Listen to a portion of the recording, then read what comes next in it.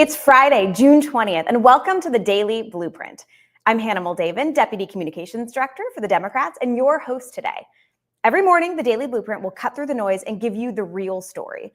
What you need to know today, what Democrats are doing about it, and how you can fight back and help Democrats win. Whether you're in the trenches of Democratic politics or just want the truth, this is your go-to spot. So let's get to work.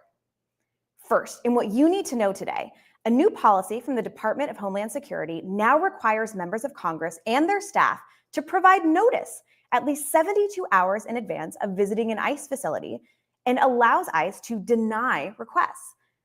This decision comes as Democratic elected officials continue to hold DHS and ICE accountable for their violent assaults, including to U.S. Senator Alex Padilla and New York City Controller Brad Lander in broad daylight and in front of cameras. Top Democrat on the House Homeland Security Committee, Benny Thompson, called out the new policy, saying, quote, "There is no valid or legal reason for denying member access to ICE facilities, and DHS's ever-changing justifications prove this. If ICE has nothing to hide, DHS must make its facilities available." ICE is out of control, and the American people agree, with a majority disapproving of how Trump has handled immigration policy. And the Trump administration announced it is getting rid of the National Suicide Prevention Hotline's LGBTQ+ youth focus services, ripping away literal life-saving programs that have helped a group that is especially vulnerable to suicide. More than 100 Democrats have already warned of the dangers of ripping away funding for the hotline, warning that it would have, quote, lethal consequences. Even Republican Congressman Mike Lawler urged for the decision to be reversed, also citing the dangers of getting rid of the hotline. The Trevor Project, a nonprofit dedicated to suicide prevention for LGBTQ+ people, says that the hotline has provided life-saving services to more than 1.3 million young people. If you or someone you know needs help or support, the Trevor Project's trained crisis counselors are available 24/7 by texting START to 678-678. And House Democrats investigated Trump's nearly 1,600 pardons and released a bombshell report about their findings. They found that Trump's pardons may have let the pardonees avoid paying up to $1.3 billion in money they owed for their crime. So what happened here? Trump ignored the DOJ norms, which state that people should repay victims before being considered for a pardon. So what does that mean? Well, some of the people involved in the January 6th attack who were pardoned still owed about $3 million. And when Trump pardoned the founder of a well-known dark web drug site, he canceled $184 million in fines and forfeitures, because apparently crime does pay, as long as you have the right connections. And in a plot twist absolutely no one saw coming, except, everyone, Federal Reserve Chair Jerome Powell admitted on Wednesday that tariffs are driving up inflation, and shocker, it's American consumers who are stuck with the tab. Everyone that I know is forecasting a meaningful increase in inflation in coming months from tariffs, because someone has to pay for the tariffs, and it will be someone in that chain that I mentioned, between the manufacturer, the exporter, the importer, the retailer, ultimately somebody putting it into a good of some kind, or just the consumer buying it, and all through that chain, people will be trying not to be the ones who pick up the cost, but ultimately the cost of the tariff has to be paid, and some of it will fall on the end consumer. We know that because that's what businesses say, that's what the data say from past evidence. Who could have guessed that taxing goods would make them more expensive? I don't know, literally anybody you asked. And a new report from Democrats on the Joint Economic Committee found that Trump's budget bill and tariffs will cost working-class Americans around $500 next year, while the top 0.1% received nearly $350,000 in Trump tax breaks. From hiking health insurance premiums to chilling home buying, Trump's economic agenda is wreaking havoc on the economy, all while sticking Americans with the bill. And turning today to Democrats on offense, we wanted to make sure you didn't miss this moment when Michigan Senator Alyssa Slotkin grilled Defense Secretary Pete Hegseth on his use of military against civilians. Hegseth had the audacity to laugh and avoid answering when asked if troops in LA were authorized to shoot protesters, something we know Trump previously raised with his last defense secretary. Let's listen to Senator Slotkin, put him in his place. Have you given the order to be able to shoot at unarmed protesters in any way? I'm just asking the question. Don't laugh. Like the whole country. And by the way, my colleagues across the aisle. What is that based on? What evidence would you have that an order like that has ever been given? Giving that order to your predecessor, to a Republican Secretary of Defense, who I give a lot of credit to because he didn't accept the order. He had more guts and balls than you because he said, I'm not going to send in the uniformed military to do something that I know in my gut isn't right. He was asked to shoot at their legs. He wrote that in his book. That's not hearsay.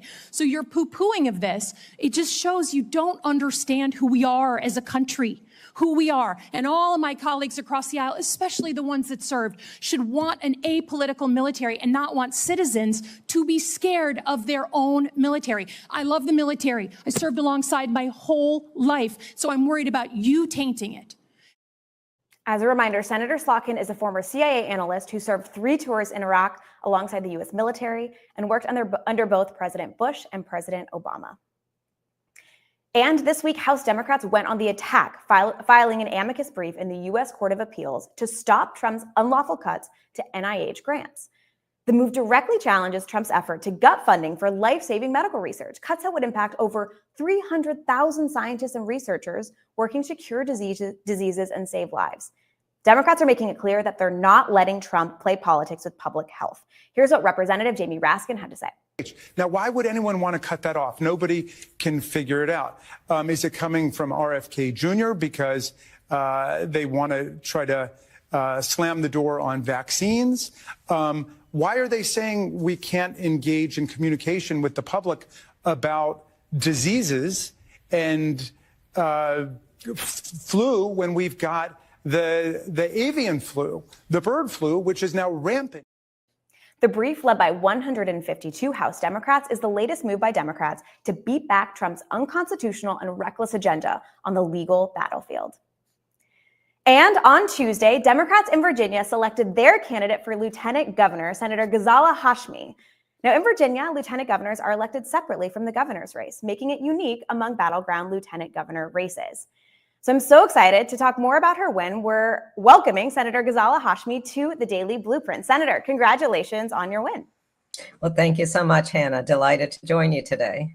Amazing. So tell us a little bit about yourself and what your top priorities are for working families in Virginia. Certainly, you know, I'm currently in my second term in the Virginia State Senate. I first ran for office in 2019. And prior to that, I spent nearly 30 years in the higher education spaces teaching American literature. And I was a community college professor for 20 years. And it really was the work in the community college that gave me a window into so many of the issues that impact our Virginia's working families. My priorities as chair of Senate Education and Health has been focused around issues around access to education, healthcare, affordability, housing concerns that we have here in Virginia, as well as the critical need to put in environmental protections. I've also been focused on the access to reproductive rights. You know, Virginia is one of the last states in the southern region to provide safe and legal access to abortion. And so that is something we are critically focused on here in Virginia. Which is why it makes Virginia so important. And, you know, what's interesting, so the lieutenant governor is the president and presiding officer in the Virginia State Senate. So this position will be critical to helping future Governor Abigail Spanberger get her agenda passed. You are a state senator. How do you think that experience will help you in shepherding that agenda? I think it helps me tremendously. And I think that's what voters recognized in this primary challenge that we just completed on Tuesday after 6 years in the Senate, understanding how critically and important it is that we have a clear policy pathway on so many issues and that we have coordinated efforts between the executive branch and what the General Assembly is doing is so essential. And, you know, Virginia is being hit very hard right now with the actions of the Trump administration. So many thousands of Virginians are part of the federal workforce. And so the cuts to the federal workforce that the Trump administration is enacting is impacting and devastating so many of our families. And that's why we need strong state leadership to ensure that we protect Virginians as much as we can. Absolutely. And you mentioned the devastating impacts of Trump's agenda in Virginia. Your Republican opponent has cheered, actually, those federal job cuts, threatening Virginia's economy with recession. He's compared abortion to slavery and has called for the abolishment of public schools in favor of public voucher programs. This sounds a lot like the Trump agenda in Virginia. What are you up against? How important is it that we stop that agenda, especially Trump's agenda, from its future in Virginia?